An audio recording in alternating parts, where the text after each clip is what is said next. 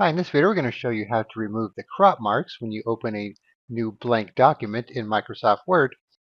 So you may run across this situation here and wonder why these are here and how to get rid of them.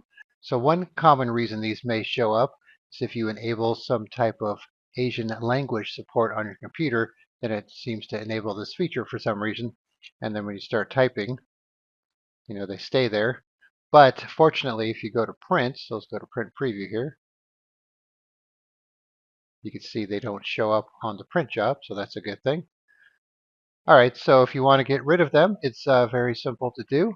So all you need to do is go to the Word options, so File, Options, and then go to the Advanced section, and you want to scroll down to Show Document Content, and uncheck the box that says Show Crop Marks. So like I said, this could get enabled by default if you have the Asian language support enabled. There are a couple other reasons, but that seems to be the big one. So if we just uncheck it, click OK. Now we go back and there's no more crop marks. And if we go to File and New Blank Document again, no crop marks there as well.